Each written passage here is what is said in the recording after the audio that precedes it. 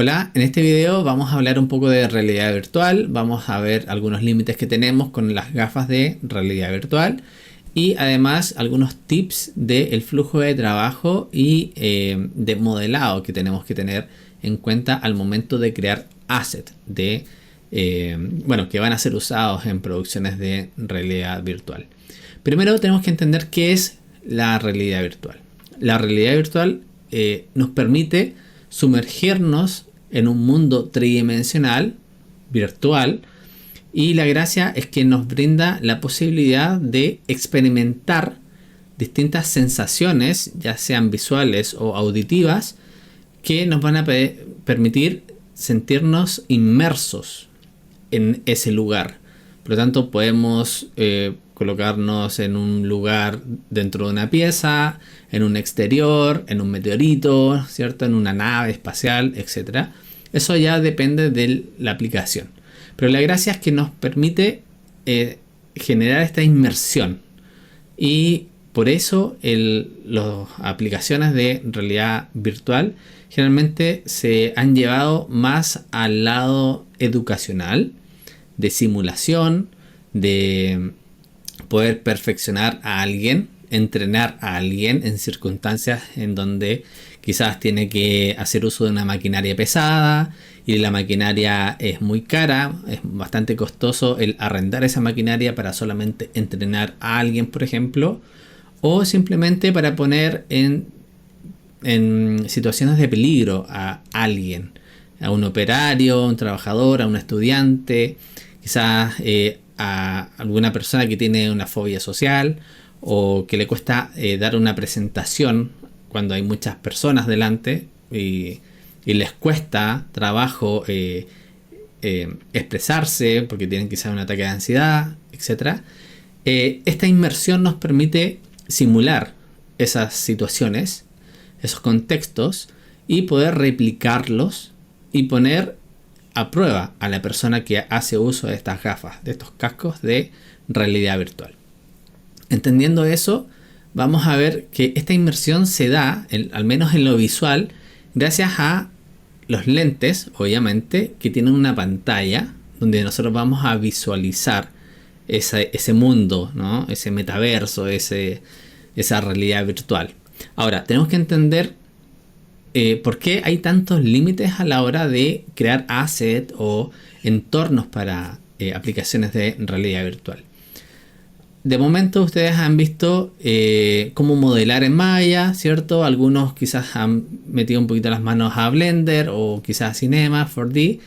Acá da lo mismo el software que utilicemos. Lo importante es entender los fundamentos de por qué tenemos ciertos límites y por qué tenemos que ir adaptándonos, en este caso, a las distintas herramientas, hardware que tengamos, en este caso, que serían las gafas de realidad virtual. Tenemos distintos modelos y marcas de gafas de realidad virtual, unas mucho más costosas, otras más baratas, otras muy muy baratas. Y este precio no se da porque sí, sino que generalmente van acompañados de ciertos límites que tiene el hardware, ¿cierto? Lo físico y el cómo procesa la imagen, el cómo genera esta inmersión.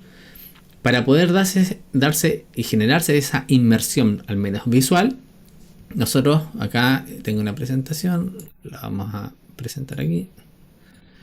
Primero tenemos que entender cómo funciona estas gafas. Vamos a ver que si bien tenemos una pantalla, nosotros cuando renderizamos, en realidad para esta aplicación vamos a renderizar dos cámaras a la vez. Generalmente ustedes cuando están en Maya o en Blender y sacan un render, ustedes colocan una sola cámara en la escena. Y en este caso vamos a tener dos cámaras, una para cada ojo. Vamos a tener la cámara izquierda y la cámara derecha. Y estas dos cámaras van a estar generando un render que además es en tiempo real. Esto hace que sea un proceso bastante costoso para el hardware, para ya sea la tarjeta de video, la GPU o la CPU, que sería el procesador. Por lo tanto, este render en tiempo real gasta mucho de esos recursos y a la vez tenemos que tener o generar esta inmersión en el usuario. El problema que tenemos acá es que si estos renders son muy costosos de generar, si tenemos demasiados objetos en la escena o los objetos son muy pesados, vamos a generar una baja de fotogramas por segundo. Y nosotros tenemos que generar un mínimo, ojalá de unos 70, 72, eso depende de las gafas, frames por segundo, que son mucho más de los que estamos acostumbrados nosotros, que son 24 o 30. De hecho, en el cine son 24 frames por segundo. Acá necesitamos que los ojos, ¿cierto?, procesen, visualicen un render, en este caso en tiempo real, en animación, que va más o menos a 70 fotogramas por segundo. Al menos es hace algunos años atrás la forma o los FPS que prevenían que las personas se marearan al usar estas gafas. De hecho, hay personas que se marean usando las gafas y por más FPS que tenga, igual se terminan mareando, porque es una sensación bastante extraña realmente para algunas personas el poder estar situado en otro mundo, inmersos en otra situación fuera de lo que podamos observar alrededor. Y este límite también va a estar dado por la gafa que estemos usando. De hecho, hay gafas donde nosotros no podemos ver nuestro exterior real, ¿cierto? Vemos solamente lo que vemos por la pantalla de estas gafas. Pero en cambio hay unas gafas más modernas donde sí tenemos acceso a visualizar nuestro entorno real. Entonces eso nos da igual una seguridad y evita que la persona se maree. Bien, entonces entendemos que el lente está renderizando dos cámaras a la vez. Obviamente en la actualidad estos dispositivos, estas gafas, cuentan con algunos sistemas para prevenir este mareo y forzar a que los fotogramas por segundo estén más o menos más estables. Existen nuevas tecnologías dentro de estas gafas que nos van a permitir soltarnos o darnos cierta libertad en ese proceso. Aún así, nosotros tenemos que tener en consideración que este render se está produciendo directamente en la gafa de realidad virtual. No se está produciendo ni en un computador externo, sino que directamente en las gafas. Aunque también existe la forma de traspasar la información de un computador hacia la gafa. Pero el común general es que la aplicación corra directamente en las gafas de realidad virtual. Y como se ejecuta directamente ahí, nosotros estamos limitados entonces a ese hardware de esas gafas 3D. Ahora, este límite viene dado por el espacio y la tarjeta de video que se está ejecutando dentro de ese hardware. Para poder renderizar estas dos cámaras, obviamente yo tengo que tener un límite de objetos en la escena. No puedo colocar demasiados objetos y también vamos a tener que tener cuidado con los tamaños de las texturas y cantidad de texturas que vamos a usar en nuestra escena, en nuestro entorno de realidad virtual. No es como cuando nosotros ya voy a hacer un videojuego y yo sé que tengo un computador dedicado para ejecutar ese juego con una tarjeta de video dedicada. No, en este caso estamos limitados al dispositivo de las gafas. Entonces, estos límites, como estaba comentando, necesitamos generar unos FPS mínimos para poder evitar el mareo en las personas, aunque, como comenté, algunas personas se siguen mareando al usar lentes de realidad virtual. Luego vamos a tener que esta funcionalidad que tienen algunas gafas nos van a evitar ese mareo, que no está en todas las gafas, pero sí en las más populares como Oculus. Vamos a hablar un poquito de los tips de optimización que tenemos al momento de generar estos modelos, estos assets 3D. De hecho, más ratito después de esta presentación vamos a mostrar un ejemplo de cómo podemos procesar un asset, en este caso una roca. Bien, entonces, algunos tips: evitar usar engons. Los engons son caras de más de 4 lados. Vamos a hacer uso solamente de quads y de trees, de triángulos. Y acá tenemos que entender que un un motor de videojuegos como Unity, que en realidad no es solamente para juegos, sino que también para aplicaciones, nosotros vamos a entender que este motor automáticamente, el común general, es que va a triangulizar nuestra geometría. A diferencia de cuando nosotros sacamos render, ¿cierto? Para un cortometraje o película, el motor no se va a encargar de triangulizar estas caras, pero sí en motores de videojuegos. ¿Por qué? Porque una cara de 3 lados es mucho más eficiente a la hora de cargar esta geometría en la tarjeta de video. Tenemos que entender que cuando nosotros ejecutamos algo en tiempo real, un videojuego o aplicación de realidad virtual u otro, todos los objetos, ya sean la geometría, texturas en general y las luces que se están renderizando en tiempo real, todo esto se va a cargar directamente en la tarjeta de video, en la memoria de la tarjeta de video, en la VRAM. Por lo tanto, si nuestra tarjeta de video no es muy potente y no tiene mucho espacio de memoria, yo no puedo cargar mucha geometría y no puedo cargar muchas texturas. Y la forma más eficiente que tenemos de cargar geometría en una memoria de una tarjeta de video es en forma de triángulos.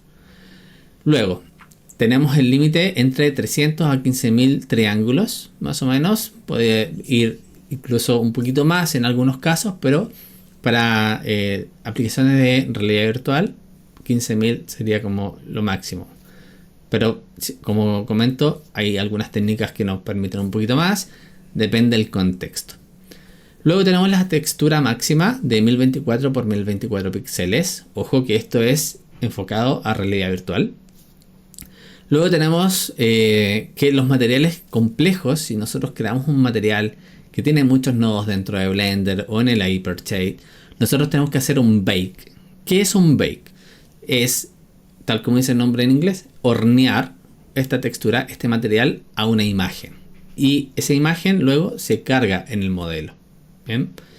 Eso es lo mismo que hacemos o ustedes vienen haciendo con Substance Painter. Ustedes abren, ¿cierto?, el objeto en Substance Painter, pintan el objeto y exportan la textura. Eso es hacer un bake. Obviamente, si estamos en Blender o en Maya y generamos la textura dentro de esos programas, en esos programas deberíamos hacer ese bake. Y este bake no es solamente de el color, sino que también viene a ser del roughness o del metallic o incluso de los normal maps, que es lo más común que vamos a utilizar, que lo vamos a ver posteriormente. Luego tenemos que tener en consideración las texturas exportadas para Unity, porque Unity o cualquier engine va a tener un motor de render. En este caso, dentro de Unity nosotros vamos a tener acá dos motores de render, el URP, que se llama Universal Render Pipeline, y el HDRP, que es High Definition Render Pipeline. Y estos dos motores son muy buenos, obviamente. Si fuéramos a Godot, tendríamos otro motor de render. Si fuéramos a Unreal, otro motor de render. Más que motores de render, son render pipelines, flujos de render, flujos de trabajo, de cómo va a renderizar. Y estos motores de render van a tener un foco más dedicado a ciertas aplicaciones o contextos. Por ejemplo, en el caso de Unity, el URP, el Universal Render Pipeline, está enfocado a dispositivos móviles o en este caso, que vendría a ser lo mismo, gafas de realidad virtual. Porque es un motor de render, mejor dicho, un render pipeline mucho más económico y que no gasta tanto recursos. Está optimizado para dispositivos móviles. Luego el HDRP, que no lo van a usar en este caso, que es el High Definition Render Pipeline, es para hacer juegos ya más AAA.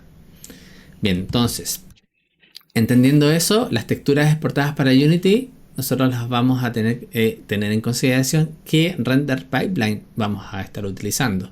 Esto es exactamente lo mismo si llegan a trabajar a una empresa, una productora que usa Unreal, otra que use Godot, otra que use CryEngine, etc. cada motor de videojuegos, cada game engine tiene su flujo de trabajo, su forma de empaquetar texturas. Entonces nosotros, como artistas 3D, tenemos que entender el funcionamiento de, primero, el motor que se está usando en esa producción, entender los límites de la aplicación, en este caso de realidad virtual, y tenemos que aprender ese flujo de trabajo, que es lo que nosotros vamos a tener que hacer en este caso. Luego, el formato de exportado de los objetos 3D, en este caso para Unity va a ser de FBX. FBX es un formato privativo, ¿sí? Privado, de código cerrado, que es propietario de Autodesk. Sí, el mismo Autodesk de Maya, el mismo. En este caso, este formato nos permite exportar distintos datos de un mesh. Podemos exportar la geometría como tal, el mesh. Podemos exportar joint, que vendrían a ser los huesos. Exportar cámaras e incluso animación que tenga este objeto, ya sea con o sin huesos. Bien, así es que ese es el formato que vamos a utilizar. También se puede usar en otros motores de render como Godot o Unreal.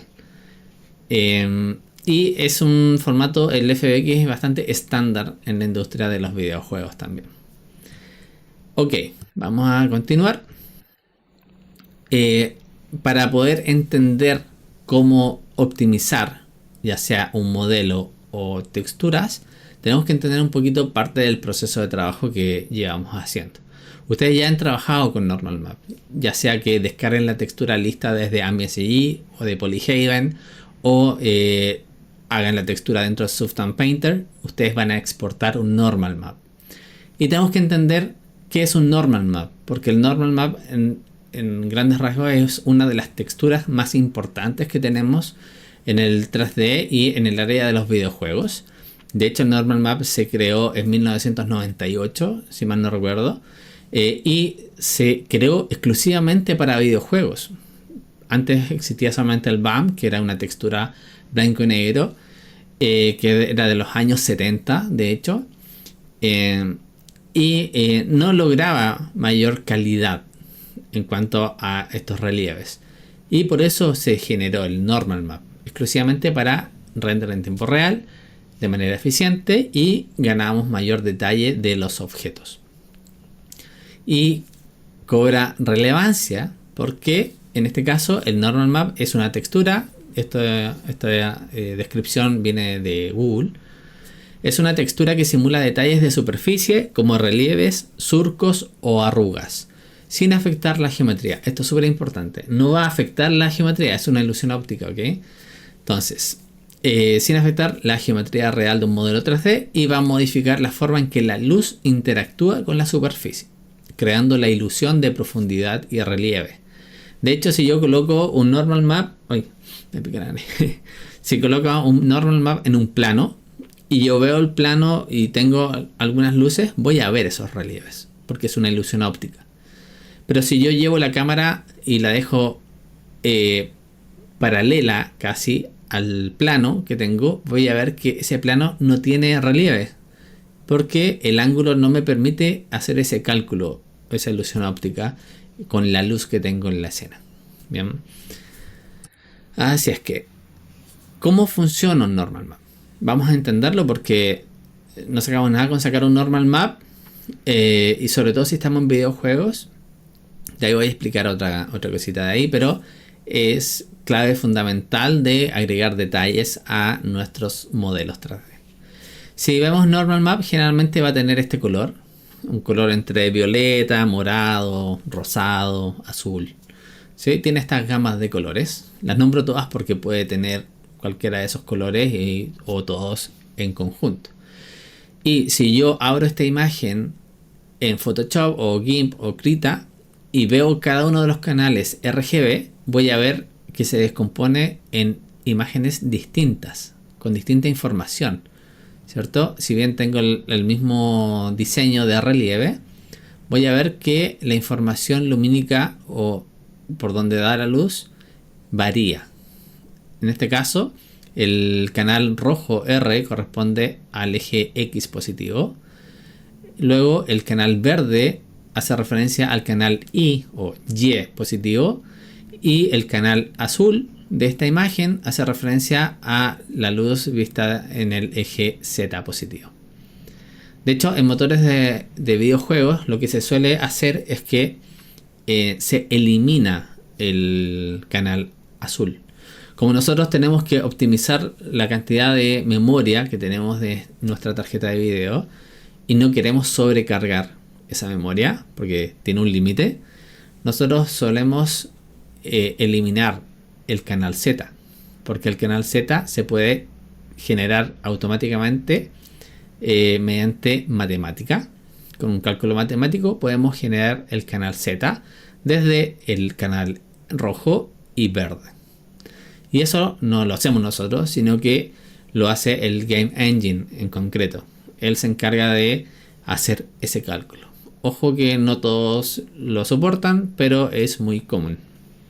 De hecho, es una técnica que se hizo bastante popular desde el juego PT Silent Hill. Ahí como que se hizo más furor.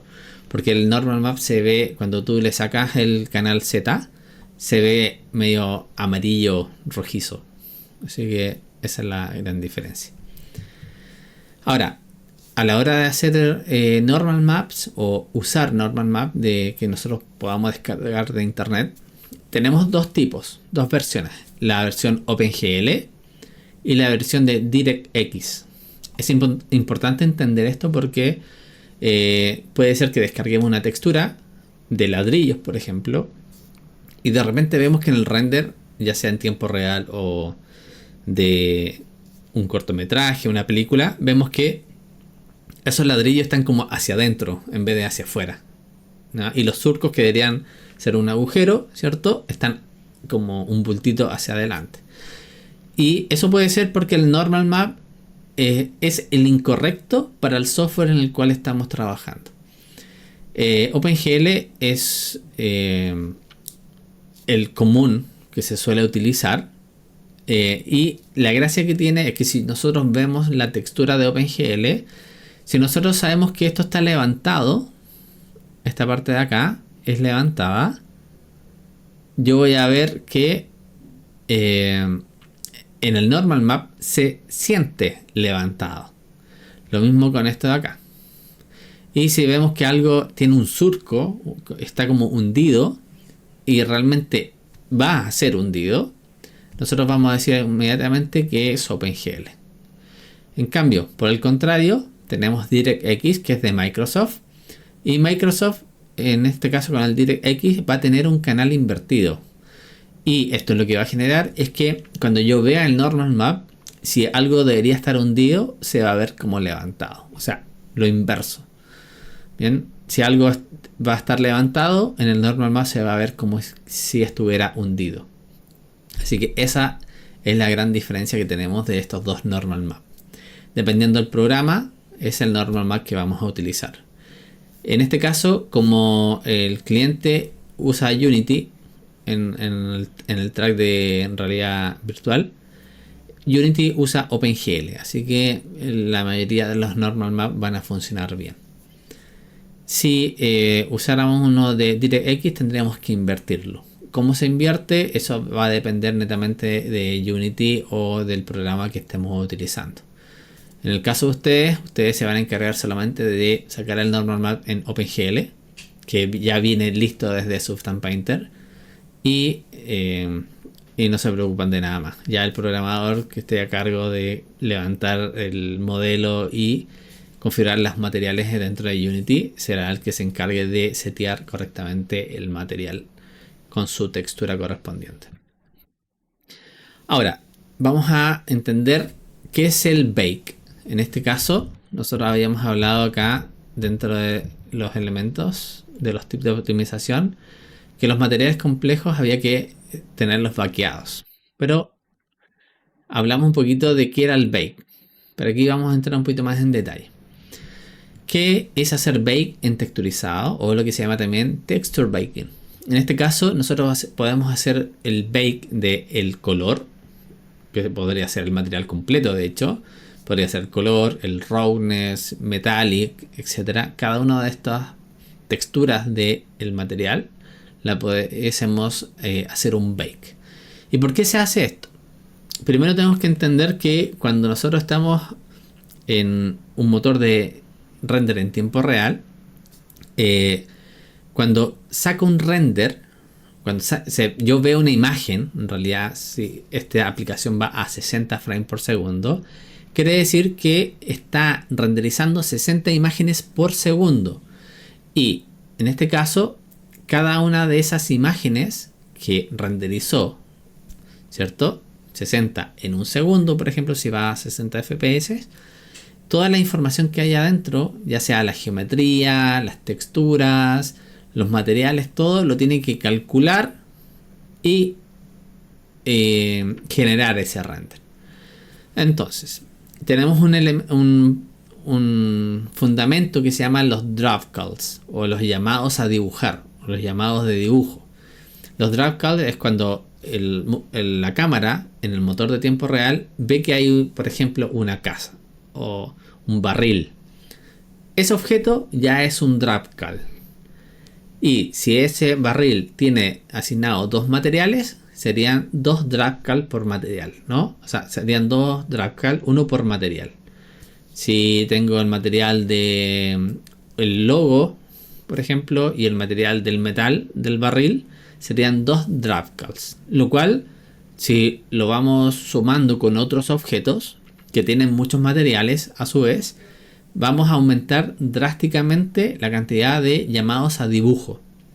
Por lo tanto, cuando entendemos esto, nosotros tenemos que tomar conciencia de que para objetos que van a ser usados en tiempo real, nosotros tenemos que limitar la cantidad de materiales que tienen asignados estos objetos. Lo ideal es que cada objeto tenga solamente un material asignado. Y de hecho, si múltiples objetos pueden hacer uso de un solo material, mucho mejor, porque estamos ahorrando, no sé, si tenemos 10 objetos y los 10 ocupan el mismo material, porque la textura está bien organizada, entonces estamos haciendo un drawCall solamente del material. En cambio, si tuviéramos esos 10 objetos y tuviéramos un material por cada uno de esos objetos, tendríamos 10 drawCalls de material. Así es que estamos optimizando recursos. Y por eso que podemos hacer un bake del color, que lo vamos a hacer en otro video. Esto es cuando un objeto tiene múltiples materiales asignados y yo hago un bake de esos múltiples materiales y los dejo solamente en un material. En este caso, en una textura. Y luego tenemos el otro ejemplo del normal map, que en este caso podemos ver un ejemplo. Tengo una geometría con alta cantidad de polígonos que no puedo usar en el motor de tiempo real en el videojuego o aplicación. Por lo tanto, yo voy a hacer un objeto low poly con baja cantidad de polígonos y voy a hacer un cálculo de distancia entre esta geometría y esta. Ciertamente tienen que estar en la misma ubicación. Más adelante en otro slide hay una imagen que lo muestra. Y con eso voy a hacer un bake, hornear esa textura con los detalles de relieve del high poly al low poly. Y luego en el low poly simplemente le cargo esa textura de normal map que contiene el relieve. Acá vamos a ver que dentro del proceso de bakeado de normal map vamos a tener un elemento que se llama cage. Entonces, entendemos primero, de hecho en esta imagen vemos claramente que tengo por acá el high res mesh, que es la malla con alta resolución. Tiene mucho detalle, tiene mucha cantidad de polígonos. Y luego vamos a tener el in-game mesh, que es la geometría low poly, que es la que vamos a cargar en el motor de videojuegos. Luego vamos a ver que esos objetos tienen normales, ¿cierto? Que es la dirección hacia donde apuntan las caras o vértices o edge. Y nosotros vamos a hacer un cálculo entre la geometría de alta densidad de polígonos y la de baja cantidad de polígonos. O sea, del high poly al low poly vamos a sacar acá una diferencia de distancia. Y con eso el programa está calculando ese normal map. Ahora, cosa importante, el cage es un tercer objeto. Tenemos el high poly, el low poly y finalmente el tercer objeto sería este cage, que va a abarcar ambos dos objetos. O sea, si el high poly en algún punto sobrepasa el low poly, por ejemplo, si viéramos esta imagen acá y viéramos que el high poly sube, sobrepasa, viene para acá y acá sobrepasa más, en este punto se están chocando, ¿no? El low poly con el high poly, como lo vamos a ver en un ratito más. Entonces el cage va a ser una geometría que va a pasar por sobre estas otras dos y va a cubrir completamente esas dos geometrías. Y nos va a ayudar a calcular esta distancia que tenemos entre las dos geometrías, ¿cierto? Tenemos esta distancia acá, acá, acá, acá, acá, aquí, ahí. Y luego tenemos una distancia acá. Entonces me va a permitir hacer ese cálculo de distancia, ¿no? Que en realidad el rayo se proyectaría hacia mi cage. En vez de estar hacia adentro, iría al cage. Y con eso hago el cálculo, en este caso, del normal map.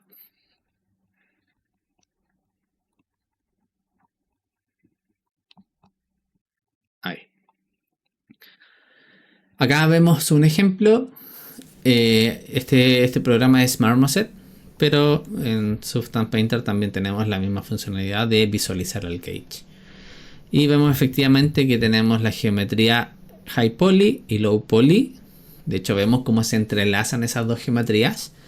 Y alrededor tenemos un cage, ¿no? Que vendría a ser este objeto que viene por acá. Ese sería el cage, que cubre ambos otros objetos. Y me permite generar este cálculo de normal map. Ya. Vamos a pasar a hablar un poquito de los nombres de los objetos, materiales y texturas. Es importante que en el flujo de trabajo nombremos correctamente los objetos que tengamos en la escena, nombremos correctamente los materiales y las texturas. De hecho, las texturas es lo de menos porque generalmente va a tener un nombre correcto, ya dado que vamos a texturizar en Substance Painter, así que no deberíamos tener mucho problema, exceptuando que el material no esté bien nombrado. Y importante, no usar caracteres especiales como la ñ o acentos, como vemos acá. Bien. Eso es en cuanto a la PPT. Vamos a pasar ahora a un ejemplo práctico. Tengo el mismo objeto tanto en Blender como en Maya. Vamos a ver ambos software y vamos a pasar este objeto a Substance para poder texturizarlo y hacer este bake de un high poly a un low poly. Entonces vamos a ver aquí en Blender, tengo esta roca. Fíjense que si yo voy al modo de edición con la tecla tabulación, voy a ver toda la geometría que tengo. Es bastante denso. Y tengo la misma roca en Maya. Acá. Es exactamente lo mismo. De hecho la hice en Blender y la exporté y la traje a Maya. Entonces ustedes pueden trabajar ya sea en Maya o en Blender. Da lo mismo. Con lo que se sientan más cómodos. Entonces vamos a primero generar el modelo low poly. Porque de momento yo solamente tengo mi high poly. En este caso es una roca súper compleja. Pero yo no puedo cargar esta geometría en el Game Engine, mucho menos para realidad virtual. Así que la voy a preparar. Voy a generar otra geometría. Acá en Blender le voy a poner nombre rock. High. Que vendría a ser high poly. Voy a duplicar este objeto. Vamos a bajar esto ahí. Y lo vamos a duplicar con Shift D. Es importante que el high poly y low poly estén en la misma ubicación. Súper importante. No pueden estar corridos. Entonces, este objeto yo lo voy a renombrar como low. Ahí. Y voy a ocultar el high poly. y voy a trabajar solamente con el low. Y vamos a usar una herramienta dentro de Blender que se llama Quad Rematch. En este caso, perdón, QuadriFlow.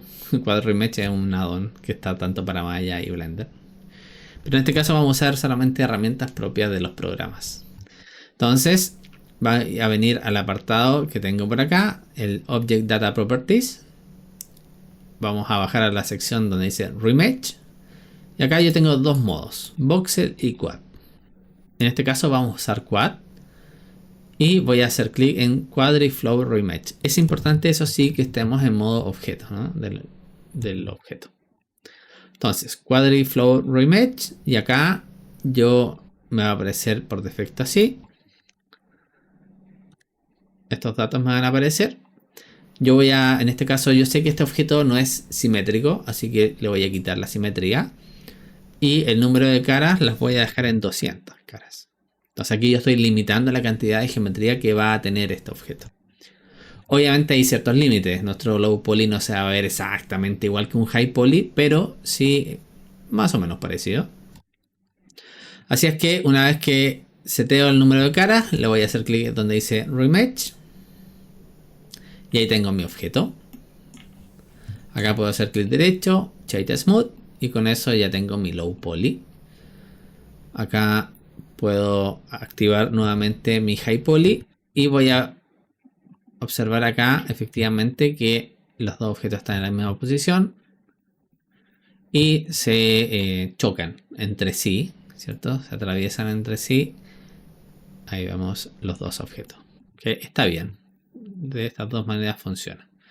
Y aquí yo directamente ya puedo exportar estos objetos y tratar de hacer un bake. Pero antes de hacer el bake, yo necesito que mi objeto low poly, en este caso, tenga un VMap. No puedo hacer un bake de un high poly a un low poly si mi objeto low poly no tiene un VMap. En el caso del high poly, yo no necesito VMap. ¿Por qué? Porque estoy pasando, en este caso, el detalle del high al low. Por lo tanto, los datos se van a guardar en el low poly. Así es que yo voy a ocultar este high poly, voy a mostrar el low poly y voy a venir a el tab de V-Editing. Vamos a venir para acá y voy a hacer un corte V. Voy a seleccionar ahí unos edge, control E, Mark Sim. Selecciono todo, U, Ungrab, Minimal Stretch. Y aquí de hecho yo puedo seguir cortando desde el V que tengo por acá. Por ejemplo, lo puedo cortar ahí. Control E, Mark Sim. Selecciono todo, presiono la tecla U, Ungrab Minimal Stretch. Y con eso yo ya tengo mi V hecho para este objeto. Y ahora recién yo lo puedo exportar. Puedo exportar el low poly y el high poly. Es importante exportarlo por separado. Voy a exportarlo desde Blender y luego vamos a repetir el mismo proceso pero en Maya. Entonces, Rock Low, voy a venir para acá, File, Export, OBJ, y en este caso, Tutorial,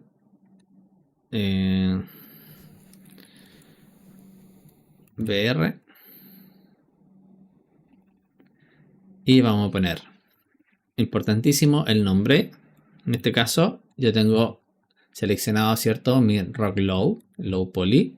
Entonces vamos a poner Rock-Low. Y acá me voy a asegurar de que tengo en general la opción Include Selection Only. También me tengo que asegurar de que tengo activada la opción V Coordinates para que se exporten las coordenadas V. Entonces vamos a dar clic en Export Wavefrom OBJ y con eso ya voy a tener mi OBJ de Low Poly. Finalmente elijo mi Rock High, el High Poly, ¿cierto? Vengo a File, Export, OBJ y acá vamos a seleccionar Rock High. Ahí. También le podemos poner guión baja, guión alta, pero este es el estándar de industria, poner el high y low en mayúsculas. Entonces, vamos a ver que tenga Selection Only activo, V-Coordinate activo, y vamos a hacer clic donde dice Export Waveform, ¿no?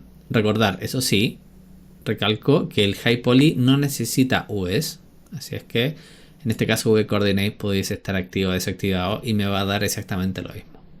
Entonces, Export Waveform OBJ.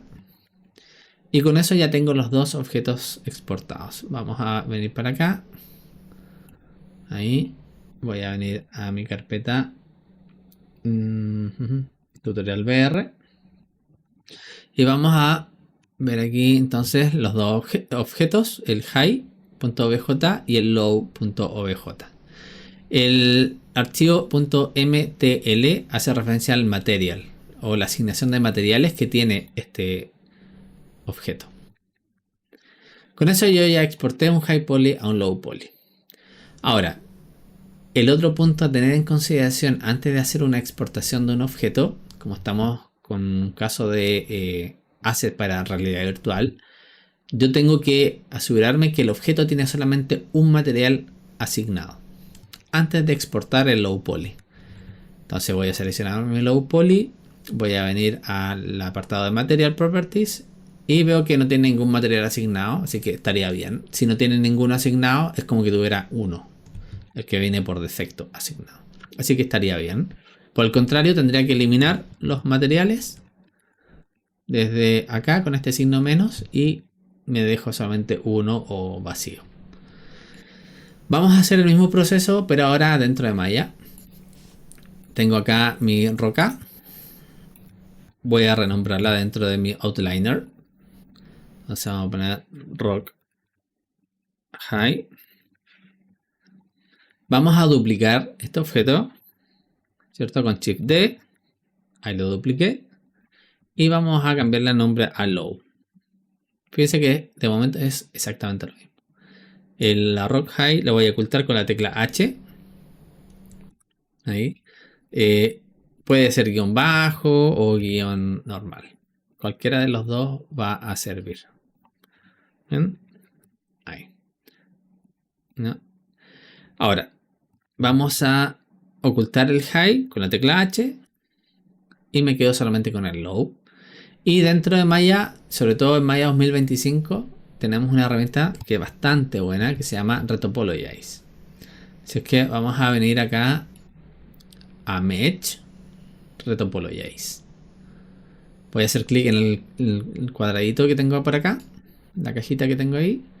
Y acá en las opciones de retopología vamos a seleccionar aquí el Target Face Count y voy a dejar 200, que era el valor que yo tenía ahí recién.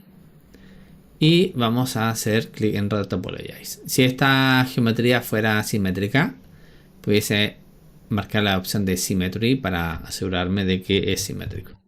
Bien, en este caso no lo es, así que lo dejo tal cual. Vamos a hacer clic en Retopologize. Acá me dice que tengo un issue, que en realidad lo que me dice es que va a tener baja resolución, ¿cierto? No importa, le vamos a dar clic en Ignore and Continue. Entonces con eso ya tengo acá mi roca.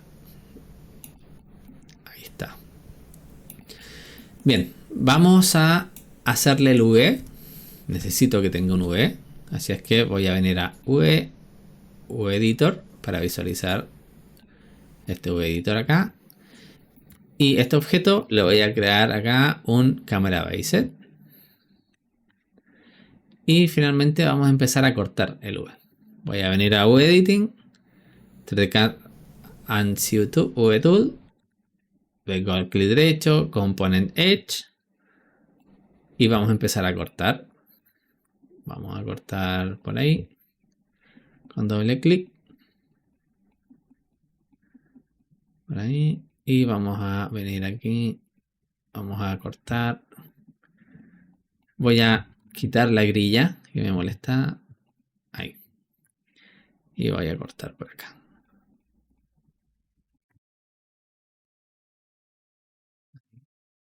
Y finalmente ahí y ahí. Bien, con eso yo ya corté la roca. Vamos a venir al modo selección o con la tecla Q.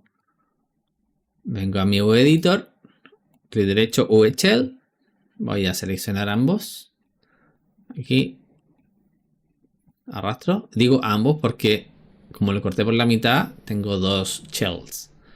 Entonces, selecciono ambas. Y vamos a hacer un unfold con control N o desde Modify, Unfold. Voy a hacer clic en la cajita en este caso porque quiero verificar que tengo el método Unfold 3D activo. Si yo no tuviera el Unfold 3D activo, me tengo que asegurar de activarlo desde los plugins. Voy a mostrar cómo hacerlo. Windows, Setting and Preference, Plugin Manager. Y acá vamos a buscar Unfold 3D. Y activamos el Loaded y Autoload si es que no lo estuviera activado. Bien, en este caso está activado, así que vamos a venir a Modify, Unfold. Acá puedo modificar las iteraciones si yo quisiera. En este caso no. 1024, Apply and Close. Y con esto ya estiré la geometría. Ahora voy a seleccionar ambos dos y vamos a ordenarlos en el layout. Así que vamos a venir a Modify, Layout. Y con eso ya tengo mi geometría low poly con el V hecho. Perfecto. Entonces vamos a venir al modo objeto. Voy a venir a mi outliner. Y en el outliner voy a mostrar la geometría high poly. Y ahora tengo estos dos objetos, ¿cierto? Que también, al igual que en Blender, se sobreponen. Si vamos a Blender, también se sobreponen. Entonces vamos a exportar esta geometría. De hecho voy a reemplazar a las otras que tenía, así que vamos a hacer la exportación desde acá. Elijo mi low poly, rock low, que ya tiene el V. Me voy a asegurar de que tenga un solo material. En este caso, la única forma de verlo es moviéndonos para acá y viendo que tiene un standard surface. Si yo quisiera asegurarme de que tiene un solo material, simplemente voy al modo objeto, clic derecho, assign new material, Arnold Shader, ahí standard surface. Y con eso ya me aseguro que reemplacé todos los materiales que pudiera tener ese objeto. También otra forma de limpiar esto un poquito es haciendo uso del Delete by Type History, porque acá veo que tengo un montón de nodos. Así que es una forma de hacerlo.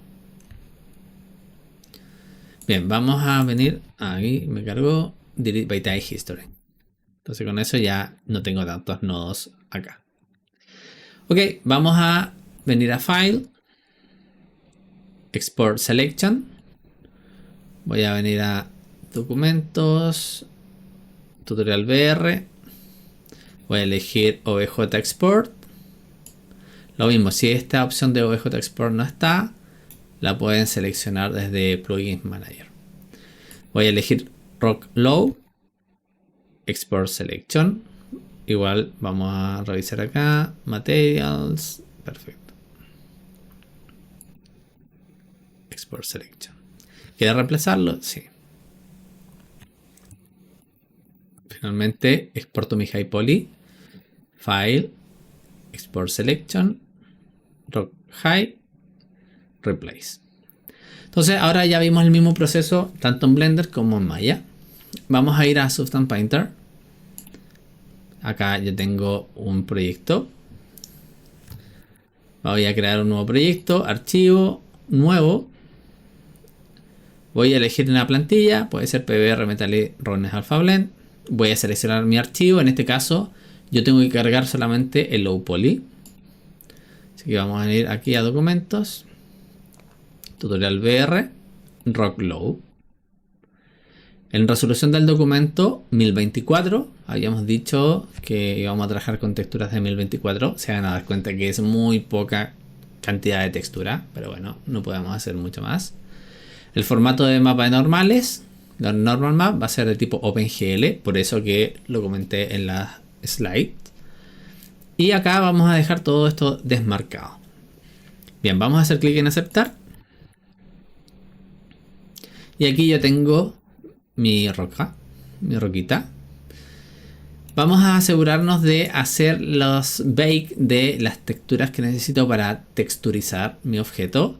Pero a la vez, en este caso, necesito hacer este bake porque yo quiero transferir los detalles de mi roca de alta cantidad de polígonos a esta roca de baja cantidad de polígonos. Acá yo veo el objeto con sus UVs. Voy a venir a configuración del conjunto de texturas. Voy a bajar hasta donde dice generar mapa aquí de malla. O en inglés diría Bake Mesh Maps. De hecho, si coloco el mouse, el cursor encima, me dice Baking o F8, que sería el shortcut. Entonces vamos a hacer clic ahí. Voy a ir al modo de Bake de Substance Painter. Y acá veo que efectivamente tengo solamente un material asociado a ese objeto. Si tuviera más de un material, este Bake se tendría que hacer por material. Así que ahí estamos bien. El tamaño de salida 1024. Y acá tengo los parámetros de malla poligonal alta. Y puedo activar esta opción, utilizar malla poligonal baja como malla poligonal alta. Si yo no tuviera una geometría en alta resolución, alta cantidad de polígonos, pudiese activar esta opción para que se use a sí misma, ¿no? De baja cantidad de polígonos.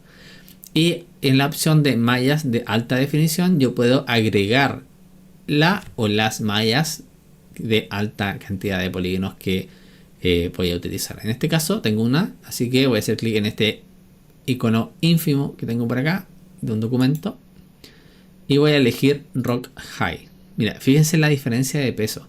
Esta pesa 24 kilobytes y esta pesa casi 6 megabytes, 5,9 kilobytes. Entonces vamos a elegir Rock High, abrir, ahí está. Acá tenemos las opciones del cage, la jaula. Lo vamos a dejar así por defecto. Y cuando visualizo acá, voy a observar que efectivamente tengo la misma diferencia acá. Pero también veo una diferencia en rojo. Y esa diferencia en rojo hace referencia al cage, lo que está fuera del cage. ¿Ven? De hecho, mi cage vendría a ser eso por ahí, ¿no? Entonces, acá yo puedo modificar el cage desde esta opción que se llama distancia frontal máxima. Y yo puedo aumentarlo hasta que esté todo cubierto. Es importante que esté todo cubierto. En algunos casos, obviamente, como estas dos geometrías son muy distintas, sobrepasan mucho una de otra, puede que salga con algunos problemas el normal. Bien, así que ahí hay que jugar con la distancia de la jaula del cage que comentábamos al comienzo del video. Entonces aquí voy a hacer clic donde dice hacer el bake de texturas seleccionadas. ¿Por qué texturas seleccionadas? Porque hace referencia a este material de la lista del conjunto de texturas. Entonces hacer bake, esperamos. Ahí terminó. Voy a volver al modo de pintura. Y ahí yo veo que tengo traspasado, ¿cierto?, la información de mi high poly a mi low poly. Vamos a ver que efectivamente tengo ahí algunos problemas. Por ahí. Por acá. Pero tenemos que entender que estamos transfiriendo detalle de una geometría con mucha cantidad de geometría a una con una cantidad de geometría ínfima. Así es que es normal que nos pase esto de que se vea muy mal. De hecho, vamos a repetir el proceso y vamos a venir a malla, como la gran mayoría usa malla acá. Vamos a elegir mi rock low poly y la vamos a borrar directamente. Vamos a venir a mi rock high, ahí, y lo vamos a duplicar. Entonces, Shift D, sí, Shift D, vamos a escribir low, y este low poly lo que voy a hacer es, en este caso, vamos a bajarle, hacer la retopología, obviamente, pero con más cantidad de geometría. Así es que voy a ocultar mi high poly, vengo a mi low poly, lo oculté con la H, por si acaso. Vengo a Mesh, Retopologize. Y acá vamos a subir la cantidad de geometría. Vamos a poner unos 1000. 1000 caras. Apologize, ignore and continue.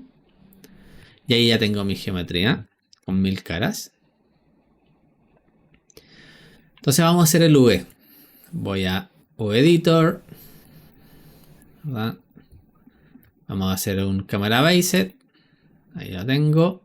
Vengo al modo VEditing, 3D Cut and Sew VTool, Component Edge y empiezo a cortar mi objeto. Vamos a cortar por aquí. Acá. Acá. Vamos a ver por dónde podemos irnos. Por acá, por acá. Vamos a cortar por aquí. Uy, mucho. Vamos a arrastrar ahí. Voy a acercar acá un poco. Ahí lo vamos a coser. Con la tecla Control yo puedo coser. Vamos a traer este de acá. Vamos a ir cortándolo por aquí. Ahí. Vamos a llegar hasta acá. Y vamos a bajar. Mucho fue. Ahí con la tecla Shift puedo seleccionar uno. Shift, doble clic en uno más cercano. Ahí me pasé. Corto ahí y ahí. Ahí ya corté más o menos por la mitad. Entonces vamos a repetir el proceso. Presiono la tecla Q, V-Shell, selecciono ambas partes. Fíjense que son dos. Entonces selecciono ambas partes. Vamos a venir a Modify, Unfold y Modify Layout. Ahí podemos hacerlo con los shortcuts, Control N o Control L. Acá entonces tengo mis objetos. Acá es súper importante que tengamos ciertos espacios entre los dos shells. Ya sea dentro de Maya o en Blender, en ambos dos tenemos que tener un espaciado mínimo. Entonces los voy a llevar un poquito más para acá. Voy a tener ahí un pequeño espacio de separación. Voy a seleccionar ambos y los voy a escalar un poco. Y este lo voy a mover un poquito para acá, porque se me estaba saliendo del VTile. Entonces ahora tengo una geometría low poly que tiene un poquito más de polígonos. Bueno, un poquito harto más. Pero es más similar a mi high poly. De hecho voy a mostrar mi high poly. Y vemos que ahora se atraviesan ambos, pero un poquito menos. Y esto lo que va a generar es que ganemos calidad en el base del normal map, porque las geometrías son mucho más parecidas. Igual podemos tener algunos errores, pero van a ser menos. Entonces vamos a ocultar el high poly, porque no necesito exportarlo de nuevo, no le hicimos ningún cambio. Pero el low poly lo voy a exportar de nuevo. Entonces selecciono mi low poly, vengo a File, Export Selection y voy a elegir mi Rock Low. Vamos a reemplazarlo. Vengo a Substance y vamos a repetir el proceso. Yo igual puedo reemplazar la geometría, pero lo pudiese... Bueno, igual les voy a mostrar por si acaso. Pudiese venir acá. Perdón. Venir acá y puedo venir a configuración del proyecto y cambiar acá el archivo. Pero vamos a crear un nuevo proyecto. Entonces, PBR Metallic Rones Alpha Blend.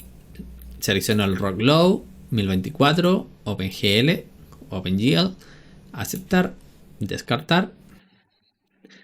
Y ahora que tengo esta geometría, vengo a mi configuración del conjunto de texturas, generar mapas de malla. Vamos a venir al tamaño salida, 1024. Voy a cargar la malla High Poly. Acá, fíjense que antes pesaba 24 KB, ahora pesa 124. Aumentamos 100 KB la geometría. Bueno, acá tengo mi High Poly.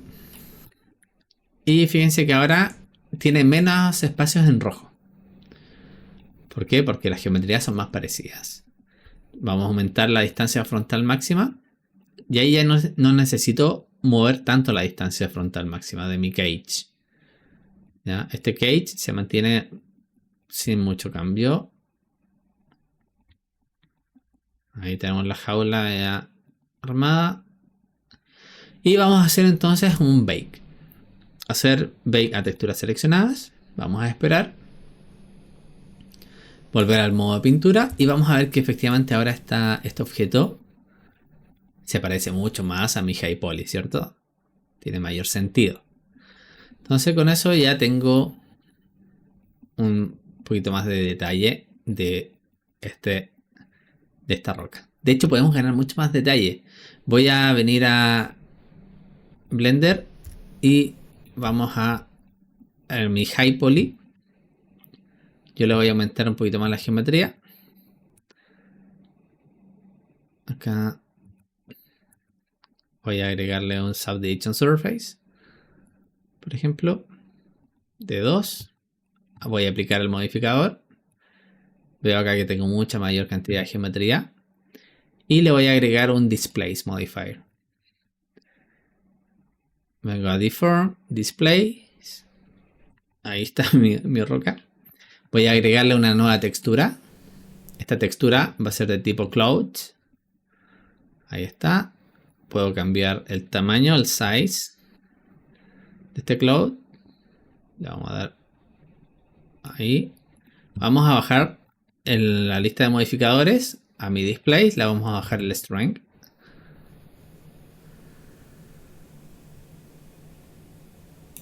Por ejemplo eso.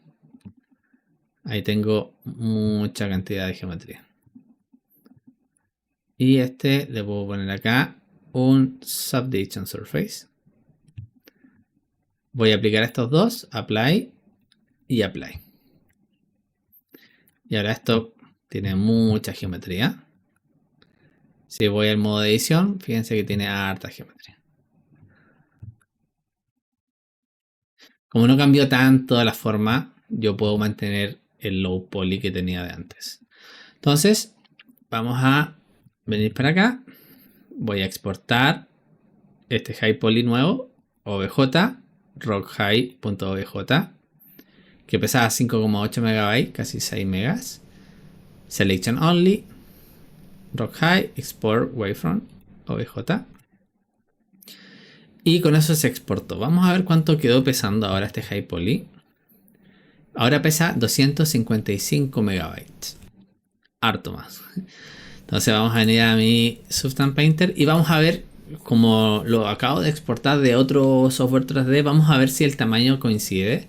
Si no coincide, fácil, lo exportamos en low poly de nuevo y problema solucionado. Entonces, vamos a venir acá. De hecho, podemos borrarlo de acá, si quisiéramos, y hacer el cálculo de nuevo. Aunque no es necesario borrarlos de aquí, simplemente con rehacer el bake de las texturas se va a reemplazar. Entonces, generar mapas de malla. Vamos a venir aquí 1024 y ahí me cargó automáticamente, como ya lo tenía cargado desde acá, el high poly, me cargó este nuevo high poly. Fíjense.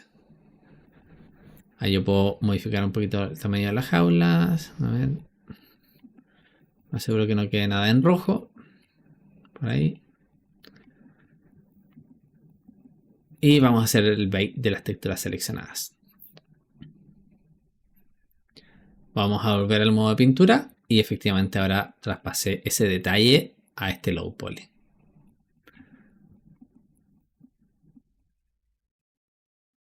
Ahí está. Bien, espero que se entienda el proceso. Ahora simplemente yo puedo empezar a poner texturas a este objeto. Acá vamos a borrar esa capa que está por defecto. Y vamos a buscar aquí alguna textura que tenga por acá. No sé si habrá alguna buena como de roca aquí.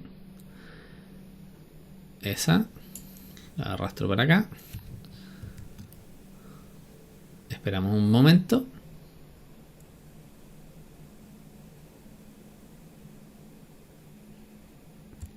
Ahí está la textura de roca. Vemos que aquí tengo unos cortes de los sims, de los V-sim.